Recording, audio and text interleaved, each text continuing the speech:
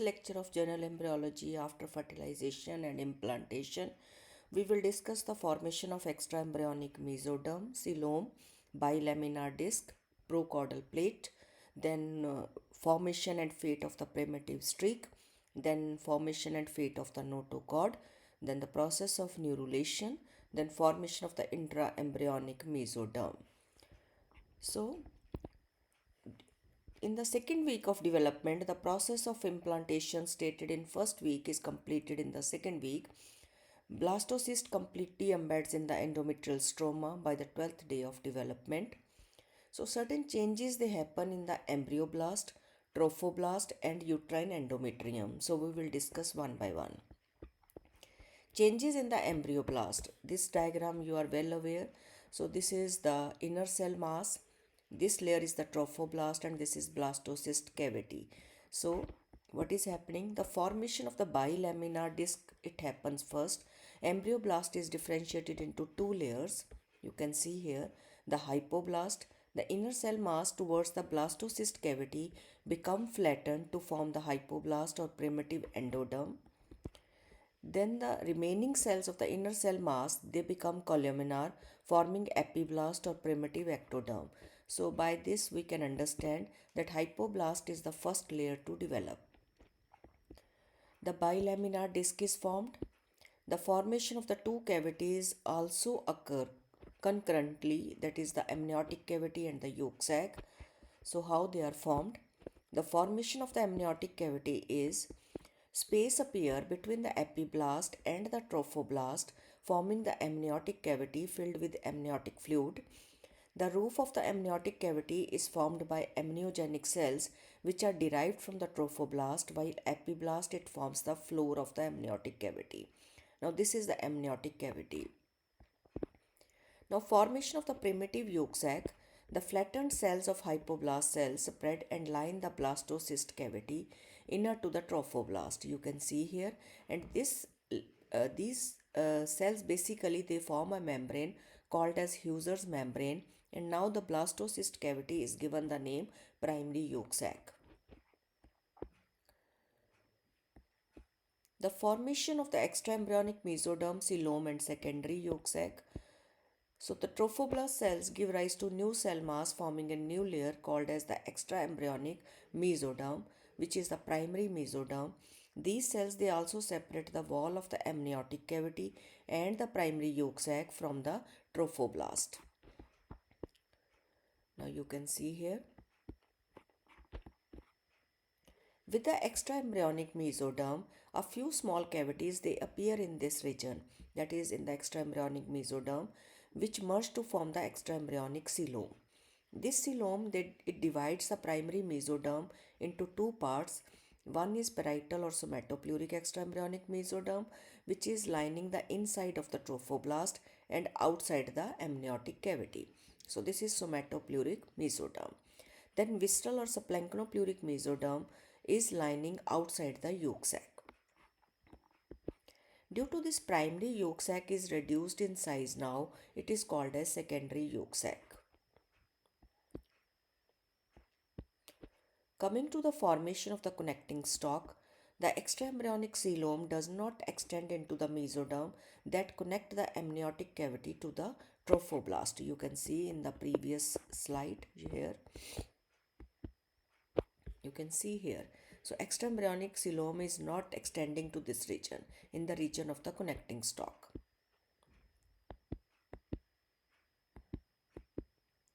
This part of the extraembryonic mesoderm forms the connecting stalk, which later becomes umbilical cord with the development of the blood vessels. Now you can see here, this is the future connecting stalk. The formation of the chorion and amnion. Chorion and amnion are the fetal membranes which play an important role in childbirth, that is parturition. The chorion is formed by the parietal or somatopleuric mesoderm along with trophoblast, and amnion is formed by the roof of the amniogenic cells and visceral or subplanchnopluric mesoderm. Now coming to the formation of the procaudal plate, initially embryo proper it is a circular disc. If we see from the surface, it is a circular disc which is composed of epiblast and hypoblast. So this is epiblast, this is hypoblast. No indication of head and tail end is there. Now on day 14th, what is happening? One circular area near the margin of the disc. This area, the cubical cells of the hypoblast, they become columnar. This area is called as procaudal plate. Procaudal plate defines the embryo's central axis, thereby head and tail ends are defined. Now, at this side, the epiblastic and hypoblastic cells, they adhere closely even after the formation of the third layer in between. So they remain intact. So they are very close to each other. Coming to the primitive streak, after the formation of the procaudal plate, some of the ectodermal cells which are lying along the central axis near the tail end of the disc begins to proliferate and they form an elevation that bulges into the amniotic cavity. Because on this side amniotic cavity is there, this elevation is called as primitive streak. Initially primitive streak, it is a rounded structure, then it become oval in shape. With the elongation of the embryonic disc, it becomes linear structure lying in the central axis of the disc. The cells proliferate in the region of the primitive streak. They pass sideways, pushing themselves between the ectoderm and endoderm, forming the intraembryonic mesoderm, which is the third germ layer. Now, intraembryonic mesoderm spreads throughout the disc, except in the region of procaudal plate, where the epiblast and hypoblast, they are very close to each other. The mesoderm extends cranial to the procaudal plate. Here, the mesoderm of the two sides meet across the midline. In later development, the ectoderm and endoderm mostly persist as lining epithelium, and bulk of the tissue of the body is predominantly from the mesoderm. As there is no mesoderm in the region of procaudal plate, this region remains relatively thin and forms the buccopharyngeal membrane. As the primitive streak gradually elongates along the central axis of the embryonic disc, the disc also elongates, you can see here, and become pear-shaped. Initially, the embryonic disc along the amniotic cavity and yolk sac is suspended from the trophoblast by the connecting stalk.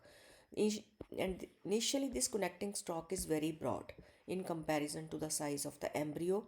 But as the embryonic disc it enlarges in size, the connecting stalk becomes relatively small and its attachment is confined to the region of the tail end of the embryonic disc.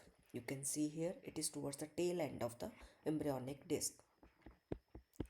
Intraembryonic mesoderm arising from the primitive streak passes backward into the connecting stalk, leaving an area caudal to the primitive streak where the ecto and endoderm they remain in contact similar to the procaudal plate, and this region is going to form the cloacal membrane.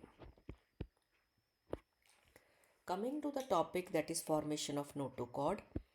Notochord is a midline structure that develops in the region extending from the cranial end of the primitive streak to the caudal end of the procaudal plate. Now what are the steps? Cranial end of the primitive streak, it become thickened, and this thickened part is known as primitive knot, primitive node or Hansen's node. Then a depression appear which is known as the blastopore in the center of the primitive node. So a depression appear in the center of this primitive node, and this depression is given the name blastopore. Now cells in the primitive node they multiply and pass cranially in the midline between ecto and endoderm, reaching the caudal margin of the procaudal plate. This solid cord of cells is called as notochordal process or head process.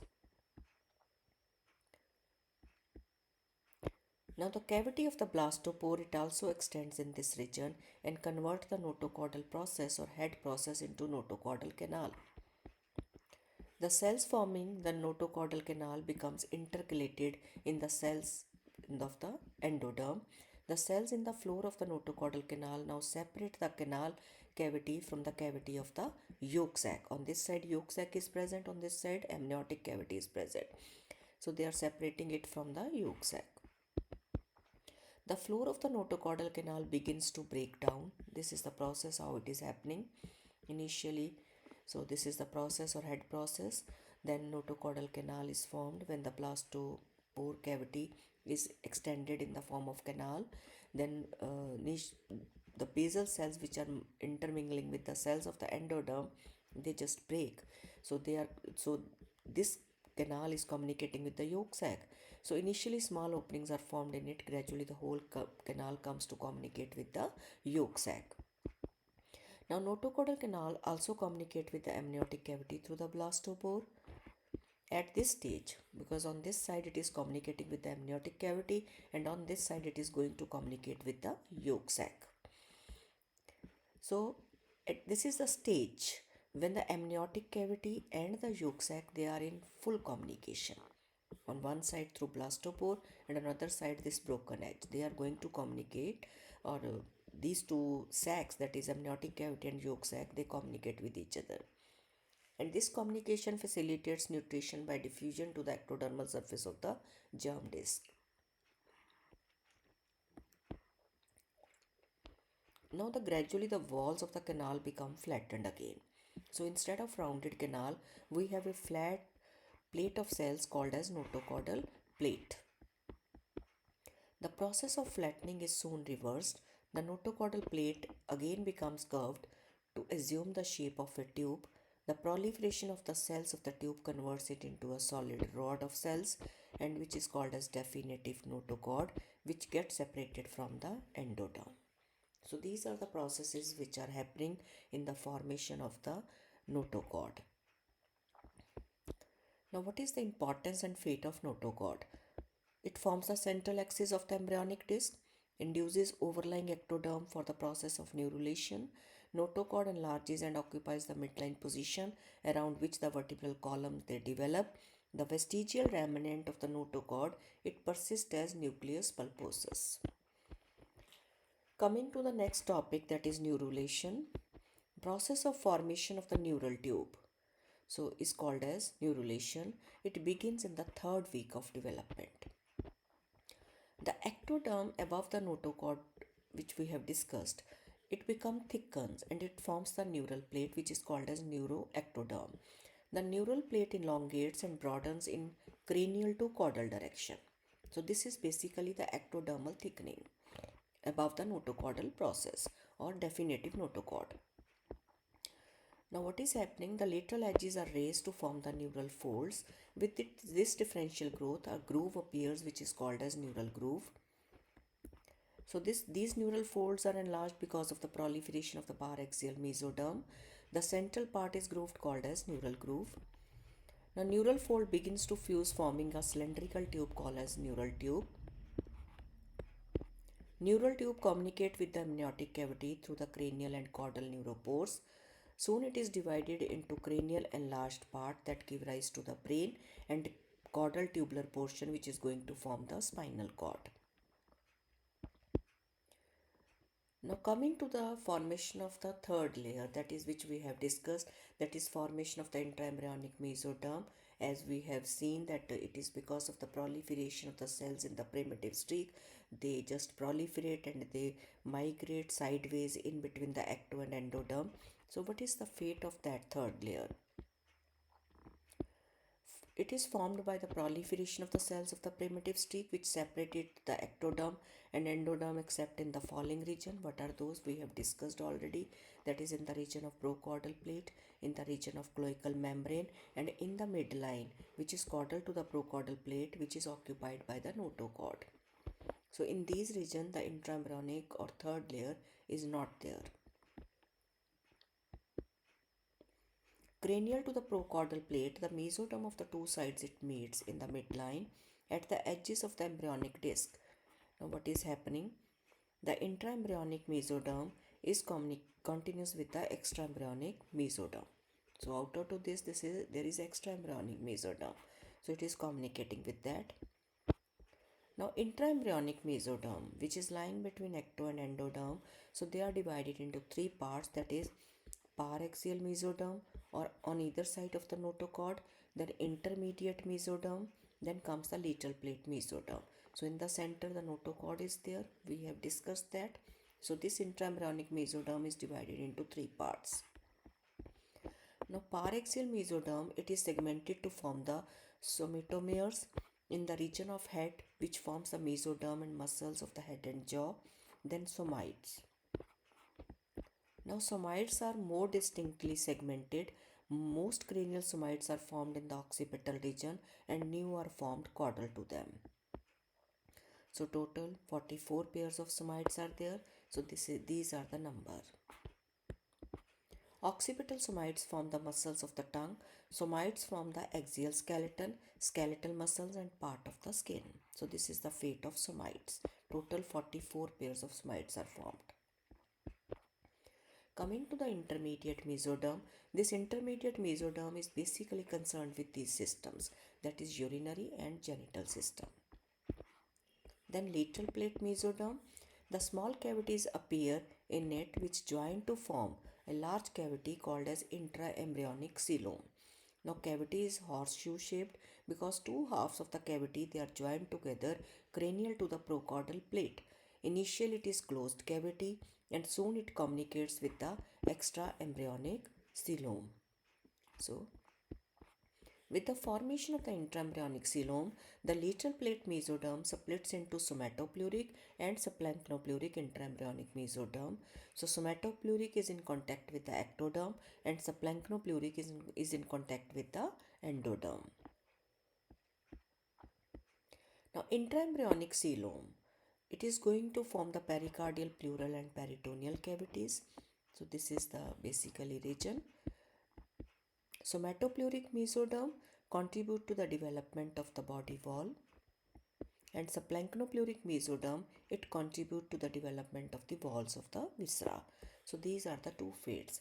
So we have discussed this somatopleuric and subplanchnopluric mesoderm in relation to the extraembryonic mesoderm too. So that we have discussed which are going to contribute with the chorion and amnion. But in this case, the intraembryonic mesoderm is going to contribute to the body wall and the walls of the viscera. So by somatopleuric mesoderm and subplanchnopluric mesoderm respectively. Now heart is formed in the subplanchnopluric mesoderm, forming the floor of the pericardial part of the coelom, that is cardiogenic area. So cranial to the cardiogenic area, the somatopleuric and subplanchnopluric mesoderm are continuous with each other and does not get split by intraembryonic coelom. This unsplit portion of the intraembryonic mesoderm, it forms the septum transversum. So this is how we have discussed a few topics. So we will continue with these lecture or these topics in next lecture. So if you like my video, kindly like it, share it, subscribe it. So I will feel happy if you will give comment on my videos. Thank you very much.